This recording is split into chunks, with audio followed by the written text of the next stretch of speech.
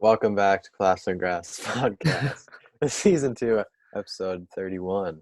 Indeed, indeed. We are here on the Zoom call this time. Sorry to everyone who, got to embrace the beautiful camera angles and Mm, genius work of our producer Sutton last time. I Uh, heard good feedback did from you? the I heard some good feedback as well. Yeah. Always good to hear video. when you're getting that positive incentive. Um, but yeah, we're having some changes, to the whole Patreon format, and we are thinking about in the future, maybe not yet, maybe not this podcast, maybe in the coming podcast, maybe in the next one, you never know, that we're going to start releasing them onto maybe a different platform. Maybe it's called YouTube.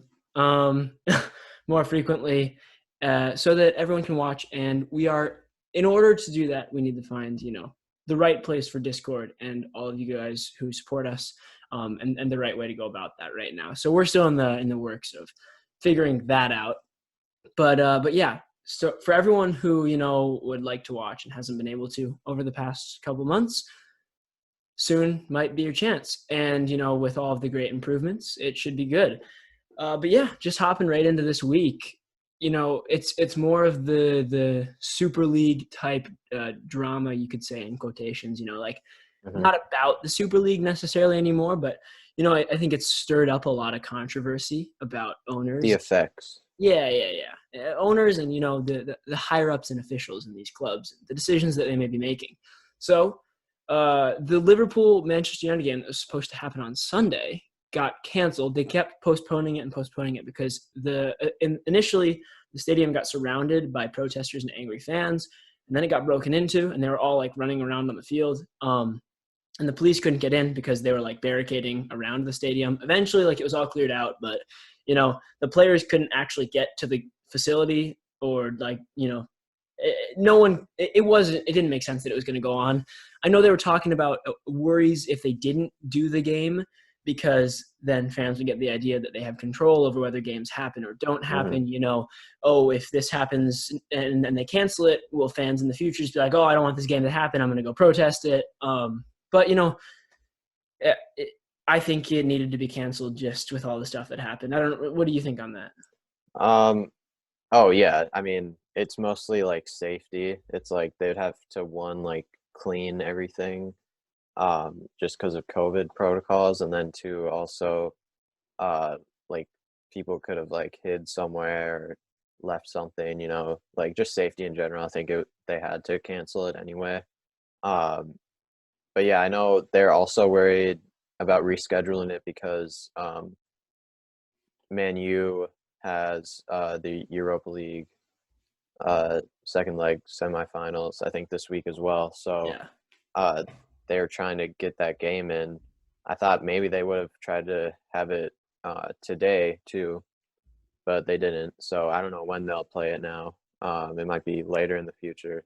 Uh, did you see the guy scored a bicycle kick on the field? I saw that. That was incredible. He if you guys didn't see it, it was on social media. It went around Instagram, I think, and probably a few other platforms.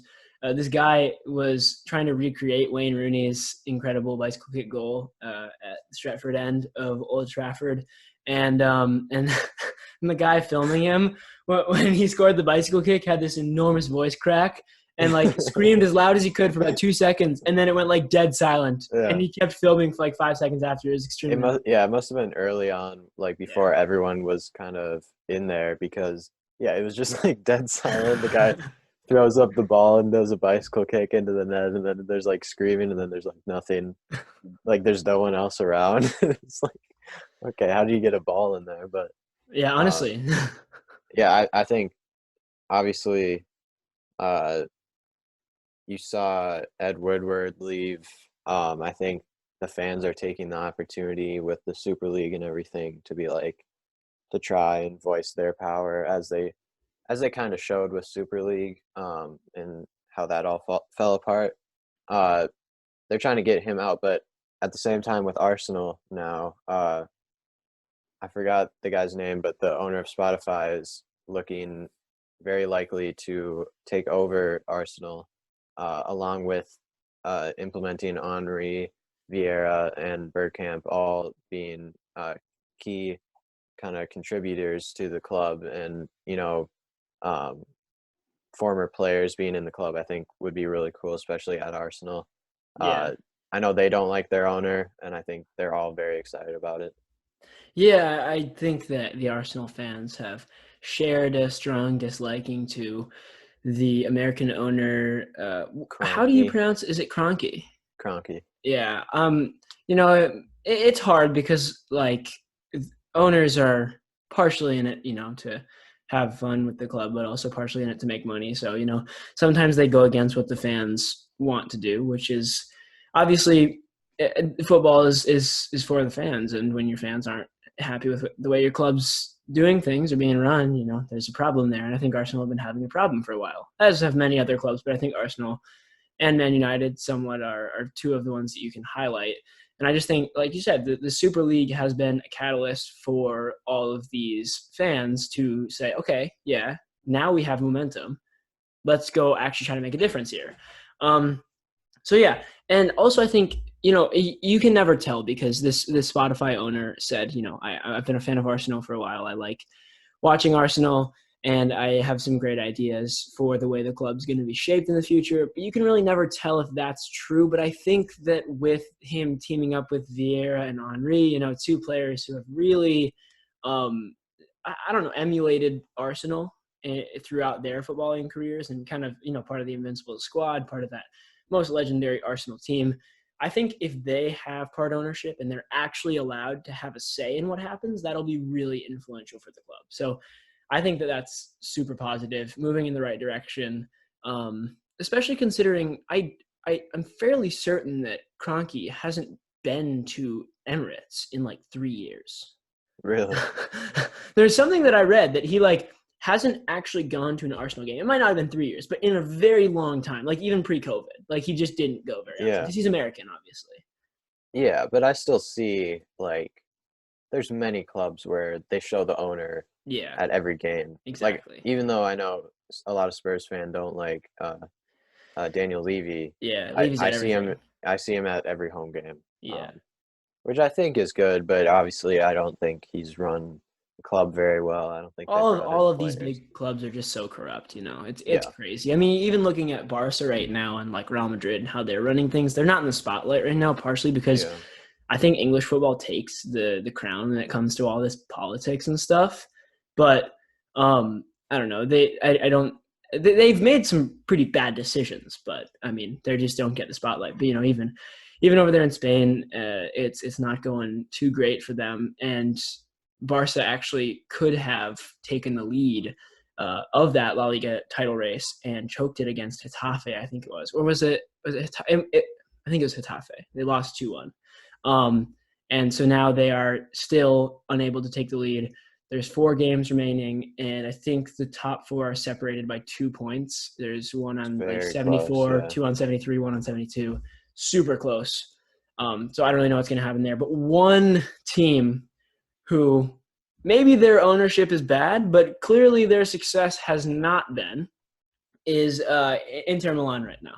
You hmm know, Antonio Conte has done wonders for them over there. They have signed essentially ex-Man United players all over the gaff, and and they've just gone out and won Serie A and taken away Juventus's 9th straight yeah. Serie A title. So it I would have been posted that. 9. Yeah, Crazy. like when I was looking at the Serie A table, um, I saw Inter Milan were like running away with it. I was like, wow, that's crazy. And then I like just randomly like you can go back the years and Yeah. like refresh from Juventus, each table. Juventus, Yeah, it was Juventus. Juventus, and I kept going. It's like, no way, no way. Yeah. And then it didn't even go back to 2011 or whatever it was. So I had to look up when was the last time some other team won the Serie A. And 9 years, like I don't like Bayern hasn't even done that, right? No, no. Dortmund won with Klopp in like 2014 or 2015. Yeah, so and it's like you kind of think like, oh yeah, Juve obviously have won a lot, but like There's some good teams in Serie A. I still didn't think it was 9 in a row. Yeah. But Inter Milan deserves it. The way Romelu Lukaku has come out of his Yeah. shell after moving to Inter Milan, they have a lot of good players. Alexis Sanchez is definitely not, um, come back to his prime. That's one player you could highlight that maybe Yeah. hasn't. But like the rest of their team is just playing so well right now. Like Yeah. I will be very interested to see how they do in the Champions League next year. You know, Yeah, same. Were they in it this year, or were they in the Europa League? I I think they were. Oh, it's so hard to tell. I'm not quite sure. Because It's teams like hard on move all up and these. down. Like Yeah, sometimes, I especially think that they like Serie were. A and Liga. Yeah, I know, but I think it's they were hard. in it. What's weird? There's so many good strikers in the Serie A. Like if you look around the Serie, Yeah. like Belazzi, Immobile, Lukaku, Zapata, Cristiano Ronaldo. Like there are so many Yeah. incredible strikers around Serie A. I feel like they make really good strikers and center backs over in Italy. There's something about Yeah. it that is just like if you are physical and You're, you go to yeah. goal, or you are physical and you Yeah. stop goals from going in. Yeah. Like You're, that's something about their philosophy. I mean, I think they have some good midfielders too. Yeah, I guess in the Nico history. Barella is a good example Yeah. of someone coming up right now. Obviously, Andrea Pirlo, who normally you see behind us, is Jorginho Jorginho came over from yeah. Napoli, and he's now captain of Chelsea. Although he's switching off with Aspi, I think, isn't he? Yeah, Yeah, I yeah. think so. But Aspi's a legend. Every time Aspi gets into the lineup, it's going to be him. It's kind of like Ozzy Alonso coming into the lineup for United, We don't need to talk about taking the captain's should we even I mean, address it? it is poor right now. I don't We know. are Like, currently the worst team in the league. totally. Literally on points. We're the only team that hasn't gotten a point this year. So 3 games, 3 losses. How many goals against? 1 in this past game, 4 in the first game. How many in the second game? two, So 7 goals against in the first 3 games. one With goal for 1 goal for. Who scored it again? Robin Hood. Yes. Yes. Mm-hmm. Yeah, Robin. Always reliable. I mean, Yeah, he'll score you goals. It's just really you. disappointing because of the power rankings. That's the only thing. It's like when you're Yeah. going into the season thinking that you're going to be so good and you're signing like Roman Abila, who, I mean, come on. Like, Yeah. I want to see him score. Yeah. And, Well, yeah, I mean, it's just are you Heath out? I am, no comment. really. Yeah. I mean, Okay. yeah. He's a really good people person, but Yeah, he's everyone's obviously gonna have their done very opinion. well. Last year he did so well with the team, so I can't take a stand on it quite yet. I think we have to see maybe once Dabasi comes back, see if the defense gets a little better. But Yeah, that's the one thing. It's just it's like me and Mac were talking a bit in depth about his personal club team, and like one thing that we were like talking about is like how on a lot of like teams, if you are quite even with another team but you can't score and then the other teams gets one on you, it's so demoralizing and then your team kind of starts to fall apart. yeah, You obviously notice in youth soccer more than professionally, but it's common in pro soccer still. And like we are just getting that one goal against us like consistently every game within like it's not like we're conceding late. Like when was the goal in this past game? it was early. I think it Yeah, was like before the 20th, maybe. exactly. So it's not like we're conceding late. We're just kind of we're making it hard on ourselves right now is what I'm Yeah, feeling.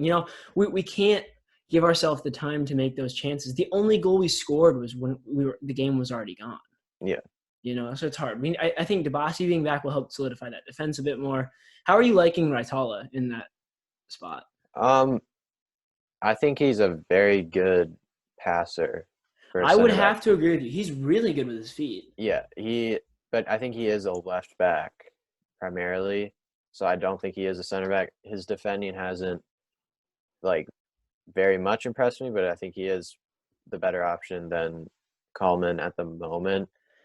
So are you going to see Chase Gasper dropped and Raitala moved left, you think? Yes, I think Okay. so. I think Chase either needs a break and then come back into the squad and kind of get reignited, or he's just run out of steam a little bit. I feel Yeah. like last or 2 seasons ago was really his breakout season. Last season he was pretty solid, but you saw not as much from him. And then this season he hasn't really gotten going as many other players on the team. Yeah, I mean, you can't say anyone's really gotten going. Yeah. It's hard right now. I feel like our midfield's not really clicking. Nothing's really clicking Yeah. right now. I think it's interesting that we have like a majority of it. Like we have a plethora of outside backs on our team compared to center backs. If you look at natural positioning, like Dibassi's an outside back too. Yeah. So, I don't know what's going on there. But yeah, I mean, I just hope to see us, get some points, especially like we lost to an expansion team, which is really not good. Like it does not look good losing to an expansion team 3 games in when we were supposed to be one of the best teams coming into this MLS season. Yeah. And it was a close game. Yes. We weren't we dominated. No, we did not dominate the game. They had more possession than us the whole game, pretty much. So yeah. One thing to note before we move on from, lovely Minnesota United is congratulations to Patrick Weah. If any of you guys know who he is, he grew up in the same, youth soccer system as us, played high school soccer here in Minnesota, played for the United Academy for a little bit, then went off to St. Louis University for like half a year, then got pulled back and signed. I don't know how all that's happened while he's 17, like a lot of stuff going on in his, life, going off to college, coming all the way back from college, played in high school for like 6 years, I think. But he, congratulations to the guy making his pro debut. Always a special moment. And I don't think he did particularly poorly. He looked great. Yeah. He had a lot of chances as well for only coming on in I think it was the 80th minute. When it was very frustrating, but he came in, got like 2 or 3 chances, and McMaster, he came in and was just better than a lot of the starters. Did McMaster play? He got subbed in early, in the second half, 60th minute or something. Yeah. But it's interesting. So one of the players on my team, his brother goes to Wake Forest currently and plays on the soccer team. So he played with McMaster last year.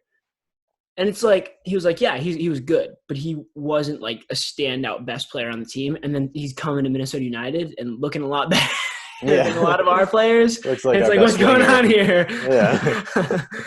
Maybe we should just take all the Wake Forest players and sign them up. Honestly. But yeah, now we got to move on from Minnesota United. We could talk about it for ages and we wouldn't really get anywhere. We just keep talking about the same exact thing over and over again. But yeah. I found something that I was surprised about that kind of validated what I thought, but Timo Werner is the first Chelsea player to get double figures in both goals and assists in his debut season since Eden Hazard in 2013. Yeah, so you see, here's the thing about Timo Werner that I think it's very important to point out. If you take away all of Timo Werner's misses, he's an incredible player this year. The problem, he could have 40 goals. But people are mistaking his misses to show he's done so bad.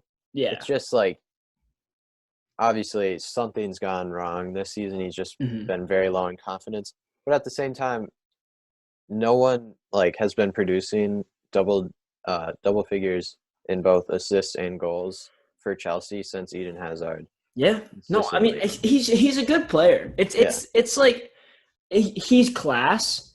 He's not performing where he was at Leipzig, but that's expected. First year in the Premier League. Yeah. It's literally a new transfer coming to England for the first time. That's completely expected. I mean, look at Kai Havertz. Kai Havertz was ripped a little bit in the beginning, but no one's really talking about him anymore because he's looking like he's kind of settling in a little bit. It's looking a bit better. We're seeing a little bit of that Kai Havertz from Leverkusen. That one time when he juggled it over that guy off of the first touch, and then it wasn't a great shot, but that's the Kai Havertz that we all know and love. Yeah. Timo Werner is doing fine, but he has had so many opportunities from 6 yards out that he's scuffed. And it's hard when you have media on you all the time. They'll highlight that so much. And so, if someone's just looking at the stats, he's fine. He's clear. He's going to be a good player for Chelsea. But when you look at, every 5 games he misses a sitter, which means he could have added 5 to 7 more goals onto his tally throughout the season. Then people are like, well, is he? It's like I'm not trying to rip on Timo. I think he's a phenomenal player, but like, do you think if you're putting like any decent professional soccer player on Barca at striker in MSN days, just takes Suarez out and drops any random like fullback from League Two in, I feel like they'll get like 5 to 10 goals just because Neymar and Messi will literally pass them in front of the goal. Yeah, but you know what I mean? Yeah, That's not what Timo's doing. Obviously, no, like he's creating some goals.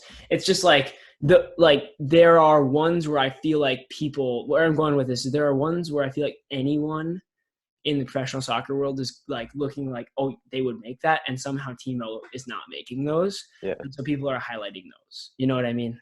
Yeah, I just think he's overhated without people actually looking at his stats.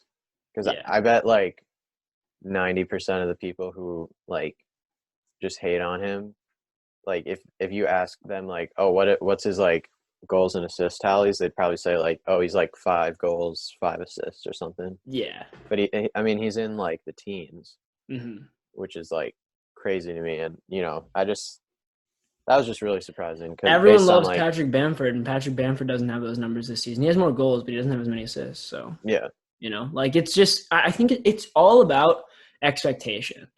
Yeah. If you took like random, I'm going to use the analogy again, League Two guy, and dropped him into the Premier League, and he scored 10 goals and 10 assists, people are like, goodness me, this guy's a breakout player, Yeah.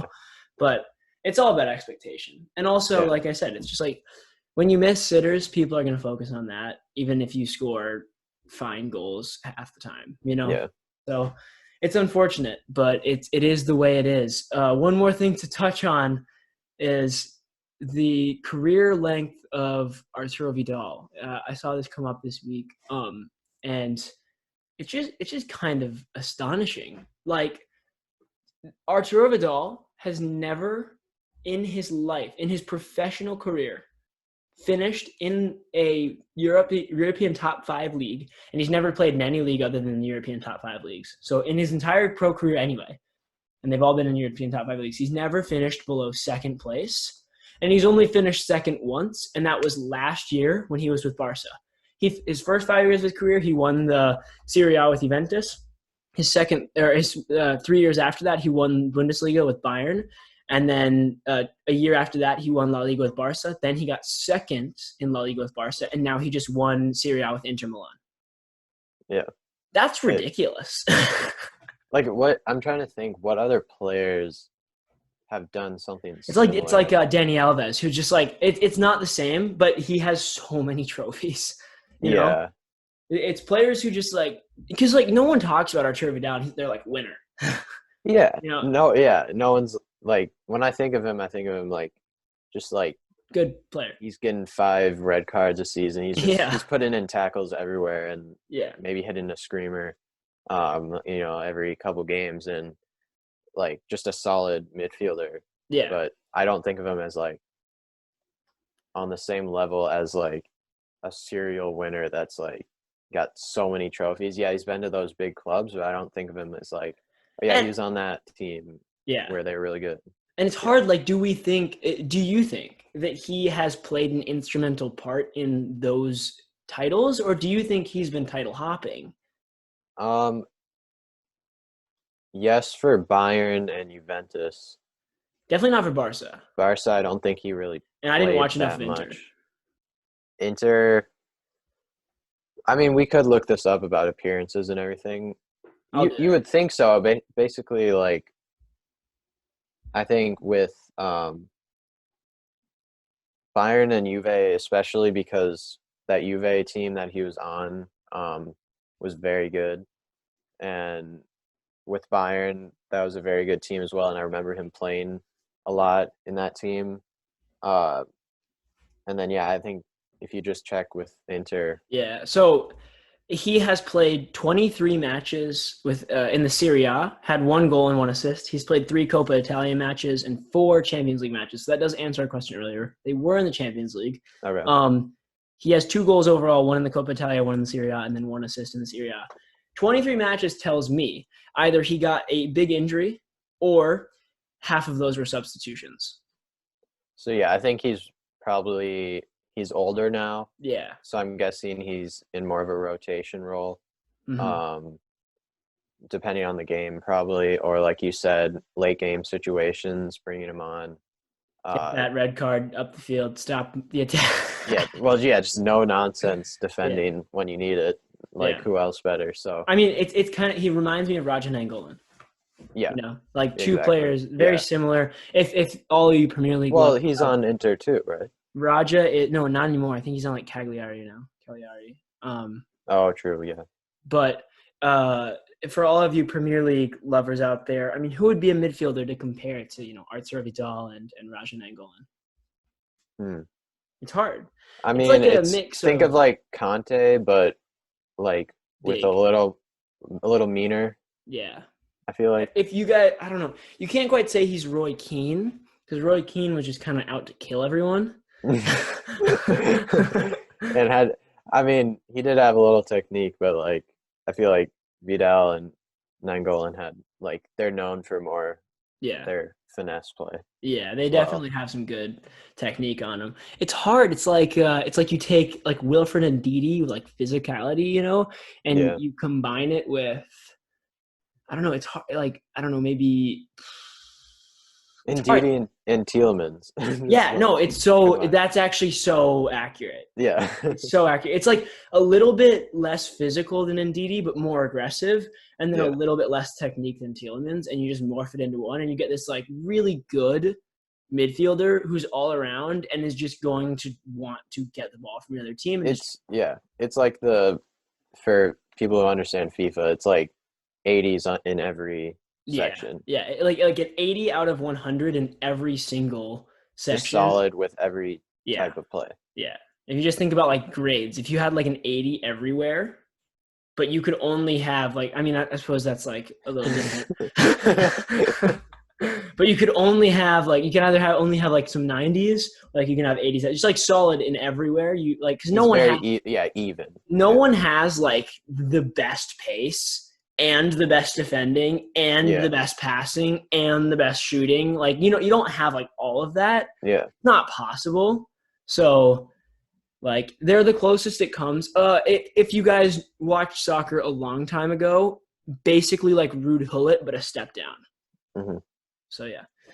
But yeah, I mean, that kind of concludes what we have to talk about. We can, and then we can do our previews or our for the Champions League tomorrow. For the Champions League. Yeah. It's Man City, PSG, and now I'm forgetting the other match. Chelsea, Real Madrid. Chelsea, Real Madrid. So Man City, PSG is 2-1. Yeah, 2-1 to City. At City. I see this going well. If Pep can set the water bottle down and stop overthinking everything in his hotel room the night before, I think they will sail through it. But I think there's a chance. I think there's a chance that Pep starts to get all crazy and like, oh well, if we put Benjamin Mendy at right wing, that might actually work. and then that might go downhill. But yeah, I think City have that one. Same. And then Chelsea, Real Madrid. Is that 1-0? Yeah, it's 1-0. No, it's 1-1. Benzema scored. And yes, 1-1. Also, have you noticed? Do you watch on CBS All Access or Paramount Plus? Yeah. So I watch on TUDN, the Mexican channel. So when Pulisic scores or subs on or off, they put like little Serbian like above his name. I don't understand. They put the accent on above like the V and the I, or no, above like the C and the I.